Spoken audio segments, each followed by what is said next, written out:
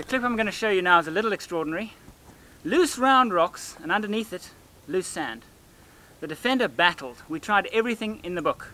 This is low second, just about flat out. Take a look.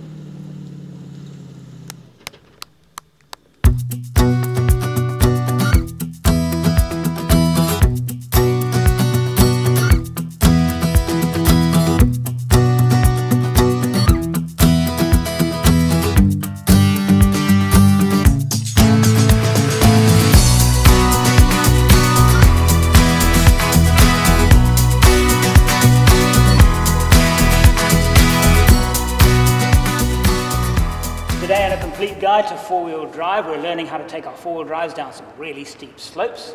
We're choosing a roof rack for our Land Cruiser double cab, and our time spent in the Kalahari is spent learning about packing techniques.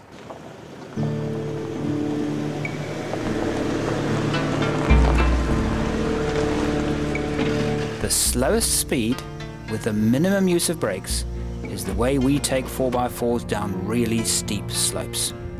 And to do this, we rely more on the gears than the brakes. I'd like to talk now about going down steep slopes. The beauty of a four-wheel drive is that all four wheels are being controlled by the transmission. So, the primary tool we use for when going down really steep slopes is the transmission. The transmission slows us before we use the brakes. Right, gear selection. We're in four-wheel drive, low range. First gear, the lowest gear possible. Now, release my clutch. Release the brake completely. My foot is completely off the brake. I'm relying 100% on the compression of the engine and the action of the four-wheel drive, which is slowing down all four wheels to slow the vehicle. Now, that's the principle of going down on compression. Question, what happens is, sometimes it gets too steep and I've got to use brake. And if I'm going to use like this piece here, I'm using very, very little brake. I am not putting my foot on the clutch. If too much braking is used, it goes something like this.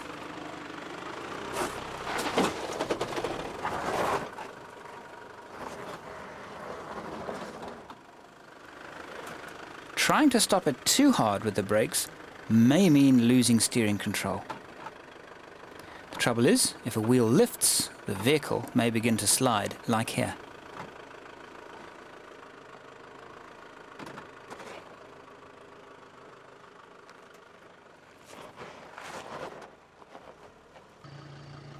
Make every effort to keep the movement smooth without touching the clutch.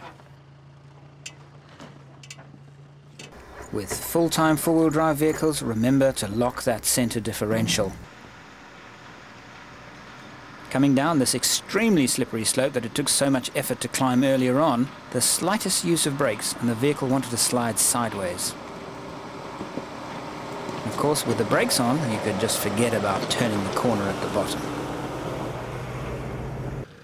But in some cases, brakes must be used. Here, the brakes are used at the wrong time. In extreme cases, this can roll a vehicle. Imagine if, at this point, the brakes had been eased. The forward momentum would have moved the vehicle forward instead of lifting it up. Exactly the same thing happens again, this time with the Discovery.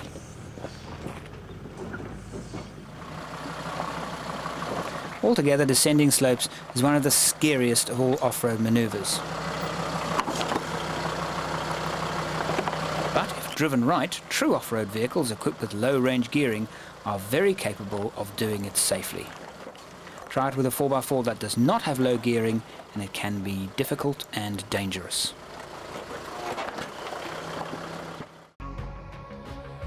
Just a few weeks ago, our Land Cruiser pickup was just that. And now it's a double cab. We've fitted rims, tyres, replacement springs and shocks, a roller draw packing system, a bull bar, and now it's time to select a roof rack. So, what makes a good roof rack?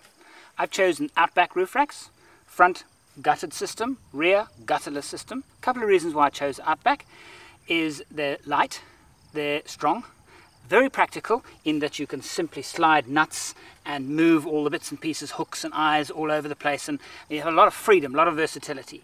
The other important thing about it is that I can take a hook. Let's say I'm in the bush and I want to put some firewood or something, or strap a quick tent to the roof rack. I can take a bungee and I can hook it underneath, okay, almost anywhere. Some roof racks you can't do that, and it's a pain. I'm going to put Outback standard rack on the front, which is a gutted system. On the back I'm going to put a flat rack, which is a gutterless system. Adolf, tell me about it. Well, Andrew, we can cater for both those requirements that you have. By in the front that you're talking about, a gutter mount, we have an extremely nice gutter mount, strong gutter mount system, which works like the following. First of all, it's adjustable up and down. It is adjustable in and out, so it will take up the shape of your vehicle. Not only that, it is also adjustable sideways because it settles in the gutter itself. So before you tighten the whole thing up, the legs will settle according to your gutter. And then tightening up the bolt here is not just an affair of just putting a little clamp up straight up.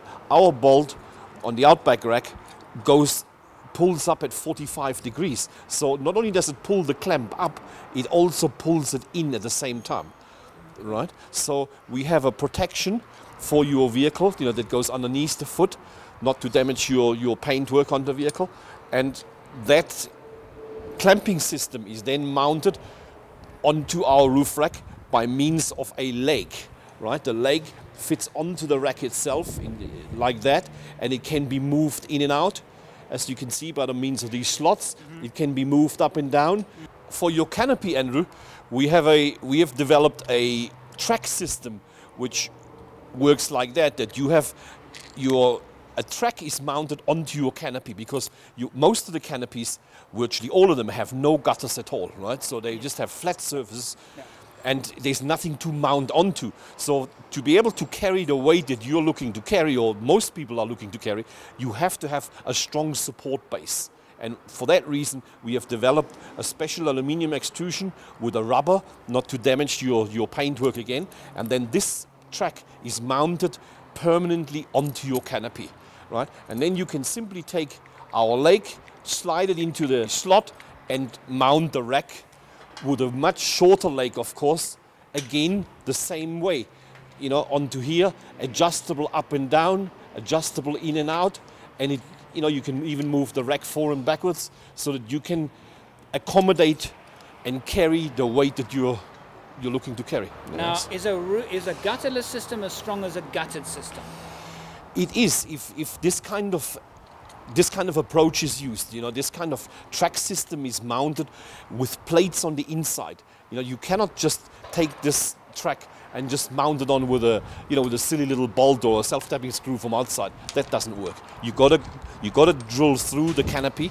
You gotta fit a support plate on the inside, preferably from the rear to the front, to strengthen up the roof panel. Okay. And you got to try and position this track also strategically correct, which means that either where two panels join or where there's a support beam coming up from the inside, that's where you want to place the bolts, of course, to get the maximum strength. But now, practically speaking, what can I put on my roof rack before I'm going to start A, damaging the roof rack, B, damage the vehicle? Well, obviously you have manufacturer specifications, right? They vary from vehicle to vehicle, but you find that they're always very low, right? As most people around the world, want to carry a lot more than what the manufacturers say, and we cannot overrule the manufacturer specification, but we can design a product that can carry a lot more. Right? As a thumb rule, we allow our racks to be loaded up to 250 kilos. Right? That's the maximum load. Which is far beyond. Correct. I think the highest vehicle is the Mercedes Geländewagen, and I think the Nissan Patrol are rated at 200 kilos. That's and right. everything else is below that. It's well below that. Some well below. That's right. So you know, we cannot overrule their decision, but we manufacture a product that can do the job. Our basic rack starts as a flat rack, right? Which a lot of people prefer these days. They love to have a flat surface where they can mount their tents on top, where they can slide their product, their goods easily up and down, which is a big factor. So for that reason, we've designed a rack that can have a whole lot of tie-down, you know, rings that you can move up and down, position where you need them, and then tie your goods on top. Okay. So it would not be necessary to have a rail, but a lot of people prefer a rail. So that's why we have the option of a half rail, which simply bolts on with spacers, and there you are. Now you've got a half rail. That half rail, of course, can be put in the front. It can wherever you want it, wherever you need it, no? And you also have the option of fitting a full rail. Right? You can have a rail that, you know, it goes right around the rack. Or two half rails. So this is the beauty. We'll put on one half rail on the cruiser on the one side. Okay. And then flat on the back. That makes the most sense. Another nice thing about a roof rack is that if these things are not too wide apart, you put a mattress on it and you sleep on it. But these are, I haven't got a mattress on, passable. Only just, but they are passable. You can actually put a mattress on this rack. And we sleep.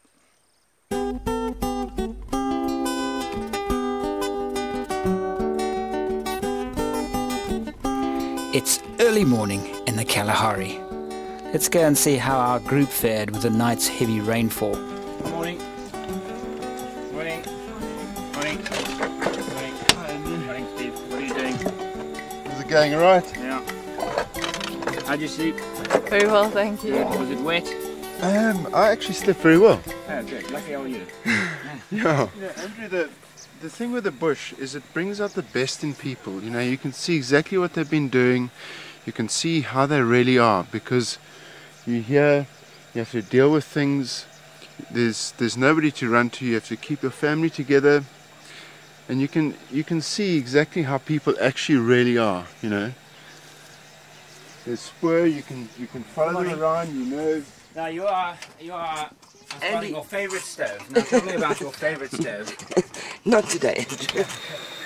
Steve, tell me about this board that you have attached to the side of your vehicle. What I decided to do was, Kath wanted a table for the side of the vehicle, so I thought the easiest way to do it would be to use a string to hold it up. But then I discovered that if we put holes in it, we can use it as a trauma board. For leg injury or arm injury or something like that, and then also if one's working underneath the vehicle, it's something you can quickly take off, put under the vehicle, and you don't have to lie in the sand off these rocks and things. So nice for inspecting underneath the vehicle as well. Alright, and we're going to talk about a kitchen. Yeah.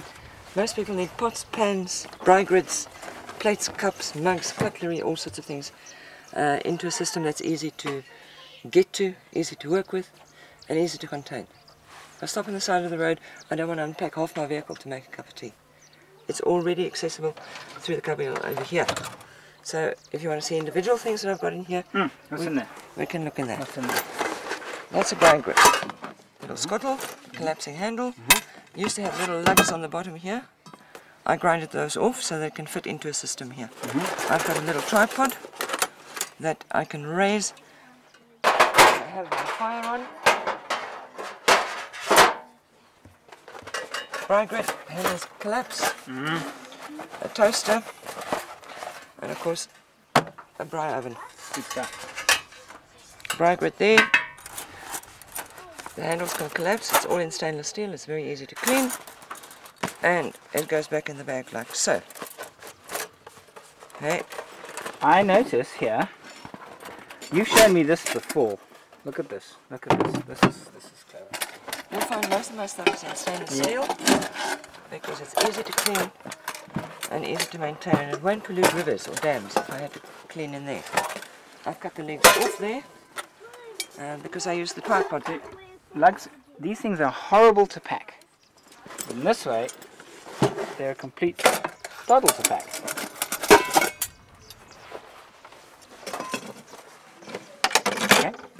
Show me what's in there.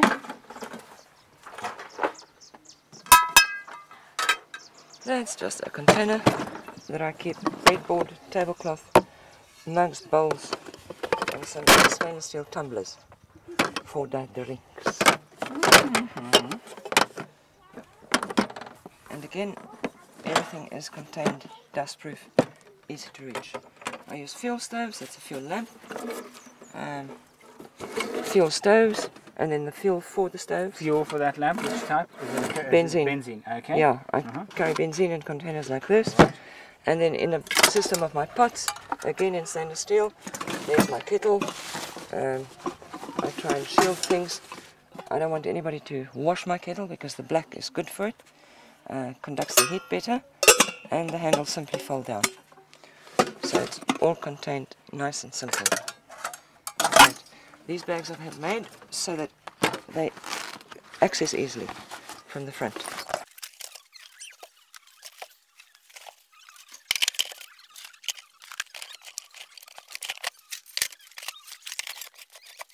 Voila.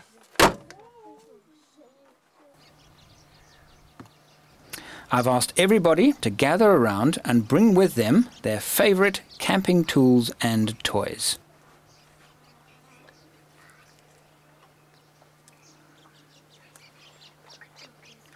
And within a minute of me asking, there are over 30 of them. They range from a Leatherman multi-tool to a dustpan and brush. I really like finding product where one thing can do a lot of different things. And in this particular packet, I've got an axe or a hammer. I've got a spade that I can use around the fire or use for toilet purposes. I can unclip the handle.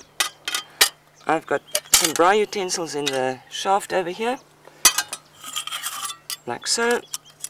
Or I can actually turn this unit into an awesome self-defense weapon, like so. So I really like using that unit. When I very first bought my Leatherman, it came in a single pouch, and I started adding to it, and I eventually managed to find a pouch like this where I keep my standard Leatherman, a little Barco shifting spanner, a number 8 socket, a little screwdriver with a whole lot of other different elements in there which can be added onto the front. I have one of these devices. It doubles up. It's got a little scribing device on the end. It's got a telescopic system there with a Udedium magnet in the end there, which is very strong, very handy for pulling keys out of and spanners out of engines where they often drop, or recovering items, or for pointing on a chart showing people things. I've got my torch. It's got a red map reading device there which will come off into a normal torch. Then I've got a little fire starting device here to light fires with. My pencil, a standard pencil, and I've got paper and notes in the back. I find this very convenient because I can carry everything with me. Even if I go into a cinema, I've got a torch if I need to see. I carry all these tools with me all the time, at any time. I carry 2 basic tools, nothing particularly unusual: Swiss Army knife and the Leatherman Wave. Multi-tools are nice in that if they have similar tools to the Swiss Army knife, but they have lockable blades, and the great thing about the lockable blade, of course, is the safety issue. Okay, and of course the pliers, which is a very useful tool which you don't get with the traditional pocket knife. I like carrying a lot of knives with me. First of all, a knife must be a well-constructed knife. The blade must be sharp, and I like a lockable blade. The end of my knife point I dull. There's a reason for that. If you slip and fall with a knife, it doesn't penetrate your clothing or easy penetrate anything. The other thing, if you've got a knife that's open and a kid walks past, it can easily stick into them. A dull point at the end won't do any damage to anybody. That afternoon, the rain began falling. it was a great opportunity to replenish our dwindling water supplies.